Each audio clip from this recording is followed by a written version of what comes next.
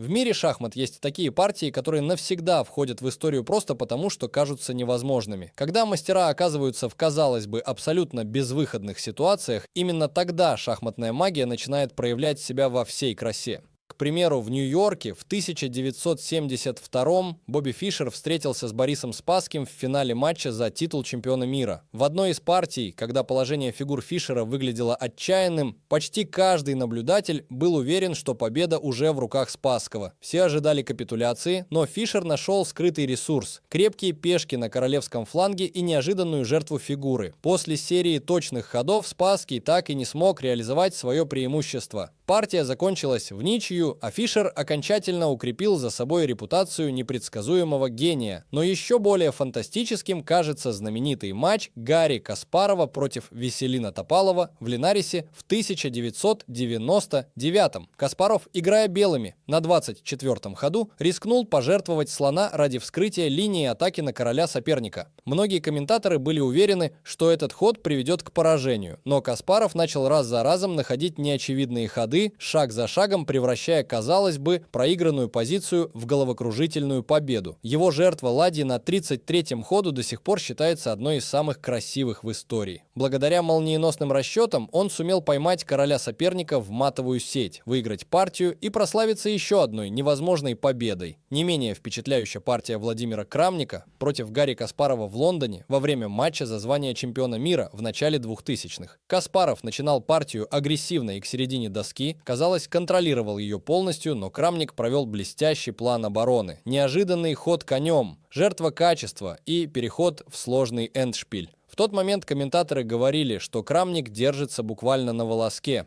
Однако в обороне он нашел единственный путь к спасению, и партия завершилась ничьей. Для многих зрителей это был мастер-класс по игре на выживание, когда терпение и точность выходят на первое место. Другая невероятная история произошла в начале 2000-х между Магнусом Карлсеном и Сергеем Корякиным. В критический для Карлсена момент его ладьи были полностью заблокированы, все шансы на победу казались утраченными. Но норвежский гроссмейстер знал, как использовать даже микроскопические ошибки соперника. На 31-м ходу он предложил размен, который внешне выглядел неточным, но в результате привел к неожиданному контрнаступлению. В течение следующих 10 ходов Карлсен практически в одиночку взял под контроль всю доску и вырвал победу буквально из-под носа у соперника. Стоит вспомнить и о партии Анатолия Карпова против Гарри Каспарова на чемпионате мира во второй половине 80-х. Карпов, известный способностью выжидать чужие ошибки, несколько раз спасался из почти безнадежных положений. В одной из ключевых партий он остался без фигуры, но нашел серию точных ходов, которые позволили ему перевести игру в ничейную позицию. Комментаторы были ошеломлены. Казалось, сам Карпов видит на 8 или даже на 10 ходов вперед, не давая противнику ни малейшего шанса. Такие партии становятся легендами шахмат, ведь именно моменты отчаяния и невозможности рождения самых смелых идей. Но откуда у мастеров такие способности и как они управляют своим умом, находясь под давлением? Ответ скрывается в невероятном психологическом мастерстве, о котором редко рассказывают публике. Когда кажется, что на доске уже не осталось ни единого ресурса, настоящие чемпионы включают в свои главные невидимые инструменты психологические приемы, которые противники даже не замечают до последнего момента. Подобно опытному карточному шулеру, они прячут свои намерения до самого конца, контролируя не только фигуры, но и мышление оппонента. Представьте, как Гарри Каспаров за доской может смотреть не в глаза соперника, а будто бы сквозь него, специально допуская медленные, неторопливые ходы, заставляя противника сомневаться в правильности каждой своей идеи. Однажды во время финального матча Каспаров потратил почти 40 минут на один ход, в то время как партнер начал нервничать, думая, что гроссмейстер просчитывает гениальную ловушку. На самом деле Каспаров уже давно все решил. Он просто хотел убедиться, что соперник выбьется из привычного ритма, ошибется или хотя бы перестанет видеть ловушки, расставленные Каспаровым еще 10 ходов назад. Не менее мастерски действовал Анатолий Карпов. Он мог вести партию очень медленно, без видимых угроз, но таким образом, что соперник начинал психовать, пытался форсировать события и, как результат, сам вгонял себя в проигрыш. Карпов специально делал неспешные ходы фигурами, имитируя неуверенность, и этим добивался того, что противник начинал атаковать слишком рано, забывая о защите. В финале международного турнира в Багио во второй половине 80-х Карпов именно такими психологическими штрихами заработал себе преимущество. Его соперник слишком рано бросил в бой слона и лишился контроля над центром доски. В партии между Магнусом Карлсеном и Вишванатаном Анандом норвежский чемпион применил еще более изощренный прием. Он преднамеренно затягивал время на простых ходах, создавая иллюзию усталости или рассеянности. В какой-то момент Ананд решил, что Карлсен вот-вот допустит ошибку и пошел на рискованный размен ферзей. Но все это оказалось спектаклем. Вскоре Карлсен начал действовать молниеносно, словно заранее знал все ответы. Его неожиданный темп сбил соперника с толку. Ананд оказался не готов к такой скорости и уже через 5 ходов упустил решающий материал. Бобби Фишер еще в молодости славился тем, что мог намеренно создавать напряженные паузы, требовать абсолютной тишины и покоя в игровом зале. Однажды в поединке с Тиграном Петросяном Фишер долгое время не делал ход, игнорируя очевидное решение. Когда терпение соперника уже было на пределе, Фишер внезапно сделал самый неожиданный ход, в результате чего Петросян, выходя из равновесия, тут же допустил ошибку и потерял фигуру. Фишер отлично чувствовал, когда психологическое давление начинает сказываться сильнее, чем даже угроза мата. Еще один трюк, который часто используют гроссмейстеры, так называемое маскировочное мышление. Во время партии Ян Непомнящий в одном из чемпионатов по блицу демонстрировал совершенно бесстрастное лицо даже в критические моменты. Соперник полагал, что у Яна все под контролем, и отказывался от рискованных ходов, которые объективно могли привести к победе. Уже после окончания партии Непомнящий рассказал, что на самом деле был близок к панике, но ни один мускул не дрогнул. Такая выдержка часто оказывается решающей. Впрочем, психологические приемы не всегда так незаметны. Веселин Топалов, столкнувшись однажды на турнире в Сан-Луисе с особенно агрессивным стилем соперника, начал нарочито быстро делать ходы, будто бы доказывая, он уже все видит и ничем не удивлен. Его соперник начал копировать такой темп, из-за чего просто не успевал продумать сложные варианты. Уже к 30-му ходу партия превратилась в ошибочный марафон, который с легкостью выиграл Топалов. Все за счет искусно организованного давления. Не забываем и про командную работу. Некоторые чемпионы работают с психологами специально для тренировки стрессоустойчивости. Например, Магнус Карлсен в юности неоднократно посещал сеансы по управлению эмоциями и даже тренировался против компьютерных программ, рассчитанных на создание максимально стрессовых ситуаций за доской. Это позволяло ему сохранять абсолютное спокойствие даже тогда, когда противник пытался вывести его из равновесия. Такой подход приносил свои плоды. В матчах на первенство мира Карлсен не раз удерживал ничью в безнадежных позициях, не дрогнув ни на секунду. Психологическая война на шахматной доске идет одновременно с битвой фигур, и зачастую именно она определяет исход партии. Но за холодной внешностью и мастерством управления эмоциями всегда стоит еще один секретный инструмент чемпионов, который начинается в их тренировочном процессе. Именно там они изучают ловушки, анализируют свои ошибки и придумывают те самые ходы, которые соперник не ждет увидеть даже в самых запутанных ситуациях. Если вы когда-нибудь смотрели партии гроссмейстеров, то могли заметить, что иногда их поражения случаются из-за самой обидной детали, невидимой ловушки, которую противник расставил заранее. Но чаще всего именно они создают такие сети, в которые попадаются даже опытные мастера. В мире шахмат-ловушка не обязательно выглядит как классический трюк с жертвой пешки или фигуры. Иногда это настоящий спектакль из серии точных ходов, где соперник не видит главной угрозы до самого последнего момента. Одна из самых знаменитых ловушек произошла во второй половине 90-х, когда Вишванатан Ананд встретился с Гарри Каспаровым. В середине партии Ананд уверенно вел фигуры к атаке, но Каспаров буквально пригласил соперника войти в свой лагерь, открывая видимость легкой жертвы фигуры. Как только Ананд взял приманку, последовала серия форсированных ходов, и за меньше чем 5 ходов он оказался в цугцванге. Каждый ход лишь ухудшал его положение, и Каспаров быстро выиграл партию. Но настоящие гении способны прятать ловушки глубже, чем может рассчитать даже компьютер. В матче между Магнусом Карлсеном и Левоном Ароняном в первой половине 2000-х норвежский чемпион провел один из самых дерзких тактических финтов.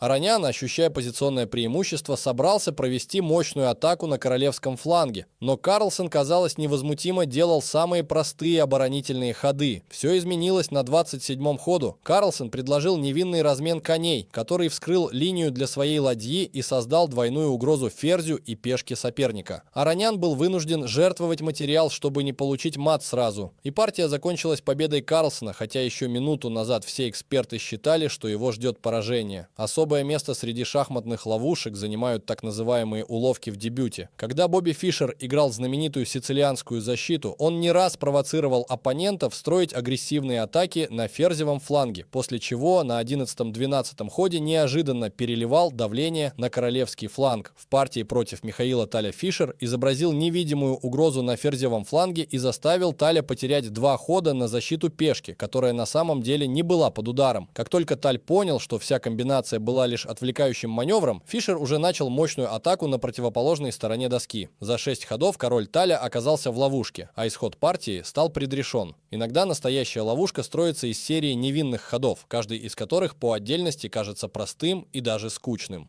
Так, Ян Непомнящий в битве против Вашьи Лаграва в середине 2000-х сыграл так, что соперник думал, партия идет к ничьей. Ян маневрировал конем, жертвуя одной пешкой за другой, пока Вашья Лаграв собирал их, не подозревая, что каждая из них открывает новую линию для фигур Непомнящего. И уже через 7 ходов черный король оказался абсолютно беззащитен, потеряв всю защиту только потому, что несколько шагов назад казалось, будто ничего не происходит. В некоторых случаях ловушки создаются за счет нестандартного расчета вариантов. Анатолий Карпов, прославившийся умением затягивать соперников в позиционные сети, однажды сыграл против Яна Тимона партию, где раздавал своим фигурам невероятно пассивные роли. Всем казалось, что Карпов допускает ошибку за ошибкой. Однако на 22-м ходу он пожертвовал свою ладью и тут же поймал ферзя соперника в диковинную сеть. После этой комбинации Тимон был вынужден сдаться буквально через 3 хода, так как ни один компьютер на тот момент не видел этой угрозы заранее.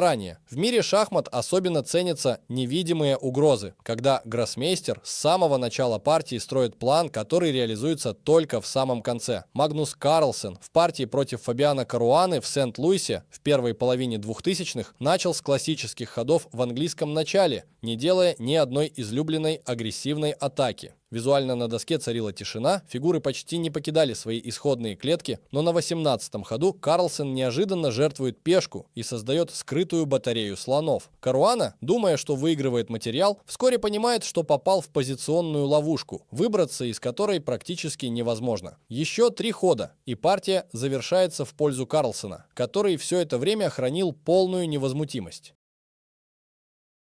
Но чтобы создавать такие ловушки, гроссмейстеры ежедневно часами работают над тактикой и в деталях изучают партии прошлых мастеров. Они разбирают не только победы, но и свои поражения, чтобы понять, как соперник смог увидеть то, что для обычного шахматиста скрыто. Переходим к тому, как лучшие в мире шахматисты обучаются, тренируются и извлекают уроки даже из самых неудачных ходов. Профессиональные шахматисты с детства учатся разбирать свои партии так, как врачи изучают сложные случаи, с лупой и по минутам. Магнус Карлсен, например, еще до 12 лет анализировал каждый свой турнир не только с тренером, но и самостоятельно, часами прокручивая в голове моменты, где мог допустить ошибку. После крупных поражений его отец собирал с ним целые разборочные сессии, где Карлсен повторял одну и ту же позицию до тех пор, пока не находил верный ход. В детстве ему показывали партии таких мастеров, как Михаил Ботвинник и Гарри Каспаров, заставляя воспроизводить каждое решение на доске, вплоть до мельчайших деталей. Карлсен уже тогда привык не просто смотреть на развитие фигур, а всегда задавать себе вопрос: почему этот ход оказался лучшим именно в этой ситуации?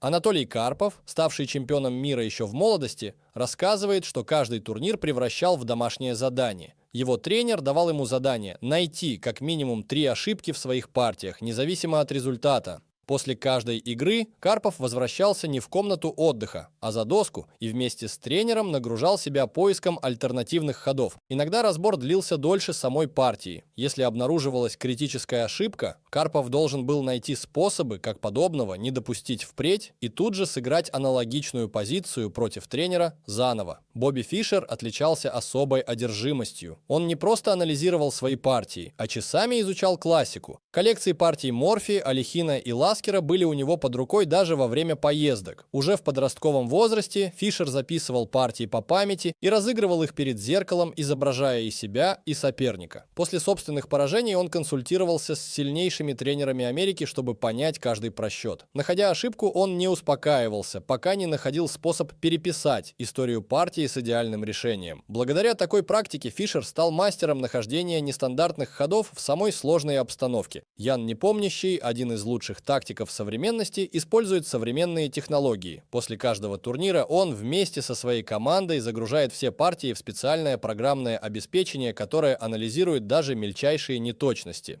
Такой разбор проводится буквально по каждому ходу. Если программа показывает желтый рейтинг, команда перезапускает разбор до полного понимания сути ошибки. Затем Ян повторяет эти позиции на тренировках, играя против разных партнеров, чтобы закрепить навык видеть ловушку заранее. Методика Владимира Крамника еще интереснее. Он советует молодым шахматистам разбирать не только свои поражения, но и ничьи. По его словам, ничейные партии часто скрывают упущенные шансы на победу. Крамник специально моделировал в детстве партии, в которых он чудом спасался, чтобы научиться не только спасаться, но и захватывать инициативу. Сотни репетиций одних и тех же позиций помогали ему вырабатывать интуицию, где стоит рискнуть, а где лучше защититься. Гроссмейстеры часто обсуждают разборы партий друг с другом. После турниров в супергроссмейстерских кругах устраиваются закрытые разборы-поединки, когда мастера садятся за доску и воспроизводят все ключевые моменты, предлагая альтернативные решения. К примеру, после легендарной партии Карлсена против Корякина-мастера собрали весь зал и в течение почти 3 часов спорили о возможных вариантах на 30-м ходу. Корякин утверждал, что мог выиграть одним рисковым ходом ферзя, но анализ показал, Карлсен все рассчитал идеально, и ловушка была расставлена мастерски. Особое место занимает работа с базами данных. Уже с 7-8 лет юным талантам показывают огромные архивы партий. Задачи на тему «Найди ошибку чемпиона». И ребенок должен понять, на каком именно ходу мог бы выиграть другой результат. Магнус Карлсен применял этот принцип даже к самым простым своим партиям. Если выигрывал слишком легко, он сам себе усложнял задачу, специально допуская ошибки, чтобы научиться их исправлять. На клубных тренировках будущие чемпионы часто играют слепыми, то есть держат всю партию в голове, не глядя на доску. Такая методика заставляет мозг фиксировать даже минимальное отклонение от плана. Ян Непомнящий рассказывал, что именно эти тренировки помогли ему в экстремальных ситуациях быстро находить нестандартное продолжение, когда время заканчивалось. Важную роль играет и разбор чужих ошибок. К примеру, Гарри Каспаров в молодости собирал коллекцию провалов лучших гроссмейстеров и разбирал их на доске с тренером. Он считал, что каждый проигрыш другого мастера – это не просто история, а готовое предупреждение для себя. Благодаря этому Гарри научился не попадаться на стандартные тактические ловушки, которые маскируются под безобидные размены. Уже в зрелом возрасте он лично анализировал партии своих будущих соперников, отмечая их любимые ходы и слабости. Такой подход формирует иммунитет к ошибкам, которые для других становятся фатальными. Изучая и переигрывая свои поражения, звезды шахмат строят собственную базу ошибок, чтобы в самые напряженные моменты находить спасение там, где обычный игрок уже сдается. Но ключ к их феноменальной предвидимости – это не только анализ ошибок, но и невероятная слаженность расчетов, когда каждый ход строится с оглядкой на весь путь до самого мата. Когда кажется, что гроссмейстеры будто бы читают мысли соперника, секрет скрывается вовсе не в магии, а в удивительной слаженности и точности их расчетов. Каждый ход для чемпиона – это не просто перемещение фигуры, а целая цепочка взаимосвязанных решений, где просчитывается реакция противника на 3, 5, а иногда и на 8-10 ходов вперед. Например, Гарри Каспаров, готовясь к матчу против Анатолия Карпова в середине 80-х, изучал не только дебюты Карпова, но и его любимые структуры пешечного центра, чтобы заранее строить планы разрушения этих схем. На тренировках он специально разыгрывал с помощниками те же самые позиции, которые Карпов чаще всего выбирал в турнирах, отмечая, через какие последовательности тот склонен переходить к атаке или, наоборот, к защите. Такую слаженность отлично демонстрируют и в быстрой игре. Во время блиц-турнира в Берлине в конце 2000-х Магнус Карлсен применил нестандартную расстановку фигур, которая на вид выглядела крайне пассивно. Пока большинство зрителей считали, что Карлсен просто отдал инициативу, сам Магнус продумывал не только свою, но и идеальную последовательность ходов соперника. На 7-м ходу его противник попытался атаковать на ферзевом фланге, но Карлсен, словно ожидая этот маневр, моментально перевел игру к центру и уже через 4 хода получил решающее позиционное преимущество. Оказалось, что весь его пассивный план заранее включал ловушку, в которую соперник шаг за шагом попал сам. Известный советский аналитик Марк Дворецкий рассказывал, что еще в дни Михаила Ботвинника будущих чемпионов учили строить целые деревья вариантов в уме. На каждой тренировке им задавали позицию с требованием не просто найти ход, а предсказать ответ противника и подготовить к нему как минимум 2 альтернативы. Если одна из них не срабатывала, юный шахматист должен был тут же переключаться на другой путь, не теряя времени. Такой подход привел к тому, что Ботвинник в партии против Давида Бронштейна в начале 50-х лет просчитал всю комбинацию атаки на короля соперника на 9 ходов вперед и реализовал ее, не дав шанса на спасение. Современные чемпионы используют для чтения соперника аналитические базы данных. Ян Непомнящий готовился к матчу с Магнусом Карлсеном с помощью программы, где были собраны тысячи партий норвежца. Он отмечал, в каких дебютах Карлсен чаще всего делает агрессивные выпадения, а где предпочитает защищаться. В одном из контрольных матчей партнеры специально разыграли 30 партий, копируя любимые схемы Карлсена. Непомнящий четко выявил, на какой группе ходов соперник задумывается дольше обычного, и построил свою стратегию так, чтобы именно к этим позициям подвести игру на чемпионате. Итогом стали несколько ничьих и даже одна победа в официальной серии. Все благодаря слаженности подготовки и умению вычислить ответы противника заранее. Любопытный случай произошел на турнире претендентов в Канди-дуэли в конце 60-х. Виктор Корчной в анализе противника находил повторяющиеся паттерны. Его соперник чаще всего атаковал через одну и ту же диагональ, если чувствовал давление на королевском фланге. Корчный построил тактику, где практически подставлялся под этот шаблон. И как только соперник начал привычную атаку, Корчный уже был готов предложить размен ферзей, после чего игра перешла в выигранный для него эндшпиль. Такой ход событий оказался неожиданным, ведь соперник даже не подозревал, что его стратегия уже заранее была учтена в расчетах Корчного. Еще один пример выдающейся предвидимости. Партия между Владимиром Крамником и Веселином Топаловым в Элисте в середине 2000-х. Крамник, прославившийся умением играть на тонких гранях позиционной игры, заранее анализировал стили Топалова, отмечая, что тот предпочитает контролировать линии тяжелыми фигурами. На 15-м ходу Крамник нарочно допустил размен ладей, чтобы изменить структуру пешек. Оказалось, что Топалов не был готов к такому ходу. Уже через 3 хода он потерял важную пешку в центре, а инициатива полностью перешла к Крамнику. Этот эпизод показал, насколько важно учитывать не только саму позицию, но и психологические и стратегические привычки противника. Гроссмейстеры способны просчитывать последствия своих решений на много ходов вперед благодаря ежедневной тренировке памяти и анализа. Бобби Фишер в своих юношеских записях отмечал: если ты не можешь увидеть ответ соперника хотя бы на 4 хода дальше, ты рискуешь попасть в простейшую ловушку. Поэтому Фишер, готовясь к встрече с Петросяном в чемпионате мира в конце 60-х, часами анализировал партии армянского гроссмейстера и даже запоминал последовательность его защитных ходов. Через несколько лет на одном из турниров Фишер сыграл ту же позицию и, уже зная, как Петросян ответит на провокацию, провел резкую атаку, приведшую к победе. Слаженность и расчет не заканчиваются на этапе дебюта. В эндшпиле такие навыки особенно важны. Анатолий Карпов в финальном матче в Севилье в конце 80-х против Гарри Каспарова, проигрывая по материалу, постоянно повторял одну и ту же схему: делать уравнивающий ход и тут же просчитывать не только прямой ответ, но и все непопулярные, редкие шаги соперника. На 30-м ходу, когда казалось, что Карпов проиграет пешечный эндшпиль, он сумел перехватить инициативу, и партия завершилась в ничью. Все потому, что Карпов заранее подготовил пути защиты против всех возможных ходов Каспарова. В команде Магнуса Карлсена работают не только тренеры, но и специальные аналитики, которые моделируют для него матчи будущих соперников. Перед встречей с Фабиано Каруаной в Сент-Луисе они разыграли сотню партий в самых разных дебютах, отмечая, на каких ходах Каруана чаще всего меняет планы. Карлсен заучивал эти точки поворота наизусть, и когда дело дошло до реального матча, сумел воспользоваться колебаниями соперника, получив преимущество в ключевой партии. Вот почему гроссмейстеры так редко проигрывают. Их подготовка строится не только на тактике, но и на мистической, почти абсолютной слаженности мышления. Каждый ход – это результат огромной работы по анализу, расчету и предугадыванию чужих идей, что превращает шахматную партию в битву умов, где каждое движение фигуры уже отражение будущих событий на доске.